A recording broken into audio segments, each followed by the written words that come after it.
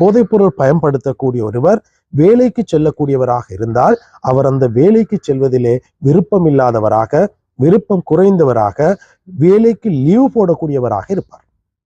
இரண்டாவது, அவர் அந்த குறிப்பிட்ட நபர் பாடசாலை செல்லக்கூடிய ஒரு மாணவனாக இருந்தால் அவர் பாடசாலைக்கு செல்வதிலே, தனது கல்வி நடவடிக்கைகளிலே விருப்பமில்லாத ஒருவராக இருப்பார். குறித்த நபர்களின் நண்பர் வட்டம் மாறுபடும்.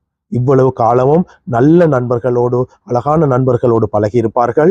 இப்போது புதிதாக கெட்ட நண்பர்களோடு பழக ஆரம்பித்திருப்பார்கள். நல்ல நண்பர்களையும் கெட்ட நண்பர்களையும் எவ்வாறு பிரித்தறிவது என்று சொன்னால், நிச்சயமாக இந்த போதைப்பொருள் பயன்படுத்தக்கூடியவர்களிடத்திலே ஒரு சப் கல்ச்சர், உப கலாச்சாரம் காணப்படும்.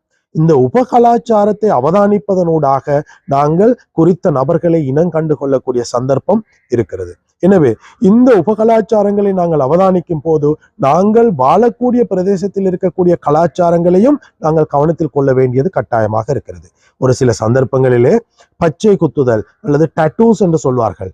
இதை போதைப்பொருள் பயன்படுத்தக்கூடியவர்கள் அது ஒரு உபகலாச்சாரமாக குறிப்பிடுகிறார்கள். இருந்தாலும் ஒரு சில பிரதேசங்களிலே இந்த டட்டூ அல்லது பச்சை குத்துதல் என்பது ஒரு சாதாரண கலாச்சாரமாக இருக்கிறது. எனவே அவ்வாறு சாதாரண கலாச்சாரமாக அந்த நடவடிக்கை இருக்கும் பிரதேசத்திலே பச்சை குத்தக்கூடிய ஒருவரை நாங்கள் சந்தேகிக்க முடியாது. இதே போல ஒருவரது நடை உடை பாவனைகள் குறித்த பிரதேசத்தில் இருக்கக்கூடிய அந்த சமூகம் ஏற்றுக்கொண்ட விடயங்களை விட வித்தியாசமாக இருக்கும்போது அவர் கெட்ட நண்பர், அவர் ஒரு பிழையான நடத்தையில் இருக்கக்கூடியவர் என்பதை நாங்கள் அறிந்து கொள்ளக்கூடியதாக இருக்கிறது.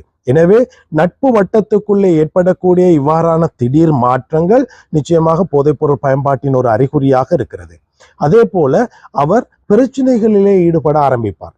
ஆனால் அந்த பிரச்சனைகளின் இறுதியில் நாங்கள் தேடி பார்க்கும் போது அந்த குறித்த பிரச்சனைக்கும் இவருக்கும் எந்த தொடர்பும் இருந்திருக்காது. தொடர்பில்லாத பிரச்சனைக்குள்ளே இவர் தலையீடு செய்து அந்த பிரச்சனையை இவரும் தனக்கு மேலே எடுத்து போட்டு பல்வேறு விதமான பிரச்சனைகளுக்கு உட்படுவார். சில நேரங்களிலே போலீஸ் நீதிமன்றங்களுக்கு கூட செல்ல வேண்டிய கட்டாயம் ஏற்படும். இதை விடவும் பாடசாலை மாணவர்களை பொறுத்தவரையில் பாடசாலை மாணவர்கள் பெரும்பாலும் சாதாரண முறையிலே சூழலையே பெற்றுக்கொள்ளக்கூடிய போதைப் பொருட்களில் தான் அவர்கள் பயன்பாட்டை ஆரம்பிப்பார்கள். இவ்வாறு ஆரம்பிக்கும் போது அவர்களுக்கு திடீரென்று சூடாக தேநீர் அருந்த முடியாமை, உரைப்பு சாப்பிட முடியாமை போன்ற பல்வேறு பிரச்சனைகள், அவர்கள் வாய் சம்பந்தப்பட்ட அந்த பிரச்சனைகள் அவர்களுக்கு ஏற்படக்கூடியதாக இருக்கு.